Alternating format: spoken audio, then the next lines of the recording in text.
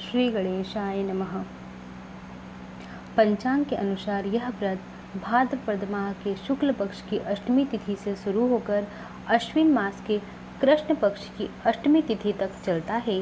महालक्ष्मी व्रत हिंदू धर्म में एक महत्वपूर्ण व्रत माना जाता है जो माँ धन लक्ष्मी को समर्पित है, जिसमें माँ गज लक्ष्मी की पूजा होती है। 16 दिन तक चलने वाले महालक्ष्मी पर्व का रविवार को समापन हो जाएगा। हिंदू धर्म में महालक्ष्मी व्रत का खास महत्व माना जाता है। वैसे तो हिंदू धर्म में हर एक व्रत और त्यौहार का विशेष महत्व है।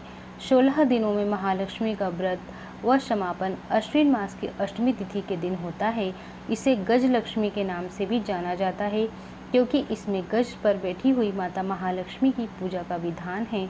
मान्यता है कि महालक्ष्मी व्रत करने से जीवन की सभी समस्याएं दूर होती हैं और माँ लक्ष्मी स्थायी रूप से आपके घर में निवास करती हैं एवं आपके घर पे एवं परिवार पे माँ लक्ष्मी की हमेशा कृपा बरसती है। महालक्ष्मी व्रत कथा। एक समय महर्षि श्री वेद व्यास जी हस्तिनापुर पधारे। उनका आगमन सुन महाराज धृतराष्ट्र उनको आदर सहित राजमहल में ले गए। स्वर्ण सिंहासन पर विराजमान कर उनका पूजन किया। श्री व्यास जी से माता कुंती तथा गांधारी ने हाथ जोड़कर प्रश्न किया, हे महामुने, आप त्रिकालदर्शी हैं, अतः आपसे हमारी प्रार्थना है कि आप हमको कोई ऐसा सरल व्रत तथा पूजन बताएं जिससे हमारा राज्य लक्ष्मी, सुख संपत्ति, पुत्र पौत्र आदि व परिवार सुखी रहे। इतना सुन श्री वेद व्यास जी कहने लगे, हम एक ऐसे व्रत का पूजन व वर्णन कहते हैं जिसमें सदा लक्ष्मी जी का निवास होकर सुख समृद्धि की वृद्धि होती है। यह श्री महालक्ष्मी जी का व्रत है। इसे गज लक्ष्मी व्रत भी कहा जाता है, जिसे प्रतिवर्ष अश्विन कृष्ण पक्ष अष्टमी को विधिवत किया जाता है। हे महामुने, इस व्रत की विधि हमें विस्तार पूर्वक बताने की कृपा करें। तब व्यास जी बोले, हे देवी, यह व्रत भाद्रपद शुक्ल पक्ष की अष्टमी को प्रारंभ होता है। इस दिन स्नान करके 16 सूत के धागों का डोरा बनाएं, उसमें 16 गांठ लगाएं, हल्दी से पीला करें।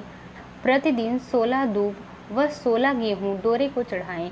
अश्विन क्वार कृष्ण पक्ष के दिन उपवास रखकर मिट्टी के हाथी पर श्री महालक्ष्मी जी की प्रतिमा को स्थापित कर विधि पूर्वक पूजन करें।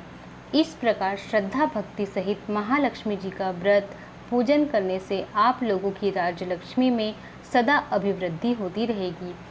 इस प्रकार व्रत का विधान बताकर श्री वेद व्यास जी अपने आश्रम को प्रस्थान कर गए। इधर समय अनुसार भाद्रपद शुक्ल पक्ष की अष्टमी से गांधारी तथा कुंती अपने अपने महलों में नगर की स्त्रियों सहित व्रत का आरंभ करने लगी। इस प्रकार 15 दिन बीत गए। 16वें दिन अश्विन कृष्ण पक्ष की अष्टमी के दिन गांधारी ने नगर की सभी प्रतिष्ठित महिलाओं को पूजन के लिए अपने महल में बुलावा दिया, किंतु माता कुंती के यहाँ कोई भी संदेशा न पहुँचाया और न ही उन्हें पूजा में आने के लिए बुलाया गया। माता कुंती की यहाँ कोई भी महिला पूजन के लिए नहीं आई। साथ ही माता कुंती को गांधारी ने नहीं बुलाया। ऐसा करने से माता कुंती ने अपना बड़ा अपमान समझा। उन्होंने पूजन की कोई तैयारी नहीं की एवं उदास होकर बैठ गईं। जब पांचों पांडव युधिष्ठिर, अर्जुन, भीष्म, नकुल और सहदेव महल में आए तो कुंती को उदास देकर पूछा, हे माता, आप इस प्रकार उदास क्यों हैं? आपने पूजन की कोई तैयारी क्यों नहीं की? तब माता कुंती ने कहा, हे पुत्र, आज महालक्ष्मी जी के व्रत का उत्सव गांधारी के महल में मनाया जा रहा है। उन्होंने नगर की समस्त महिलाओं को बुला लिया। उसके 100 पुत्रों से मिट्टी का एक विशाल हाथी बनवाया, जिस कारण सभी महिलाएं उस बड़े हाथी का पूजन करने के लिए गांधारी के महल में चली गईं, लेकिन मेरे यहाँ नहीं आईं। यह सुनकर अर्जुन ने कहा, हे माता, आप पूजन की तैयारी करें और नगर में बुलावा लगवा दें कि हमारे यहाँ स्वर्ग से ऐरावत हाथी की पूजन होगी। इधर माता कुंती ने नगर में ढिंढोरा पिटवा दिया और पूजा की विशाल तैयारी होने लगी। इधर अर्जुन ने बाण के द्वारा स्वर्ग से ऐरावत हाथी को बुला लिया। इधर सारे नगर में शोर मच गया कि कुंती के महल में स्वर्ग से इंद्र का ऐरावत हाथी पृथ्वी पर उतार कर पूजा जाएगा। समाचार को सुनकर नगर के सभी नर नारी, बालक एवं वृद्धों की भीड़ एकत्र होने लगी। उधर गांधारी के महल में हलचल मच गई। वहाँ एकत्र हुई सभी महिलाएं अपनी अपनी थालियां लेकर कुंती के महल की ओर जाने लगी। देखते ही देखते कुंती का सारा महल ठसाठस भर गया। माता कुंती ने ऐरावत को खड़ा करने के लिए अनेक रंगों से चौक पुरवाकर नवीन रेशमी वस्त्र बिछवा दिए। नगरवासी स्वागत की तैयारी में फूल माला, अबीर, गुलाल, केसर हाथों में लिए पंक्तिबद्ध खड़े हो गए। जब स्वर्ग से ऐरावत हाथी पृथ्वी पर उतरने लगा तो उसके आभूषणों की ध्वनि गूंजने लगी। ऐरावत के दर्शन होते ही जय जयकार के नारे लगने लगे। सायंकाल के समय इंद्र का भेजा हुआ हाथी ऐरावत माता कुंती के भवन के चौक में उतर आया। तब सब नर नारियों ने पुष्पमाला, अबीर, गुलाल, केसर आदि सुगंधित पदार्थ चढ़ाकर उसका स्वागत किया। राज्य पुरोहित द्वारा ऐरावत पर महालक्ष्मी जी की मूर्ति स्थापित करके वेद मंत्रोच्चारण द्वारा पूजन किया गया। नगरवासियों ने भी महालक्ष्मी जी का पूजन किया। फिर अनेक प्रकार के पकवान लेकर ऐरावत को खिलाए और यमुना का जल उसे पिलाया गया। राज्य पुरोहित द्वारा स्वस्ति वाचन करके महिलाओं द्वारा महालक्ष्मी का पूजन कराया गया।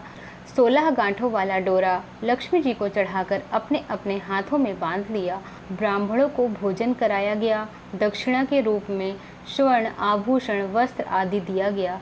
तत्पश्चात महिलाओं ने मिलकर मधुर संगीत, लहरियों के साथ भजन कीर्तन, संपूर्ण रात्रि महालक्ष्मी का व्रत एवं जागरण किया। दूसरे दिन प्रातः राज्य पुरोहित द्वारा वेद मंत्रोच्चारण के साथ जलाशय में महालक्ष्मी जी की मूर्ति का विसर्जन कर दिया गया। फिर ऐरावत को विदा कर इंद्रलोक को भेज दिया गया।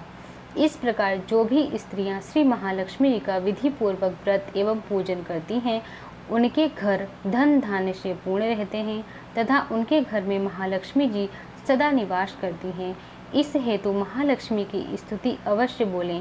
महालक्ष्मी नमस्तुभ्यं, नमस्तुभ्यं सुरेश्वरी, हरिप्रिय नमस्तुभ्यं, नमस्तुभ्यं जगदात्री।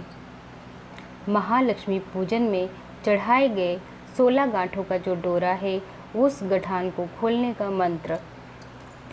पोलापुरपुर पाटन गांव, राजा नल दमयंती रानी, बामन बरुआ कहे कहानी, सुनो हो महादेव, सुनो महालक्ष्मी रानी, हमसे कहते तुमसे सुनते, 16 पोल की एक कहानी।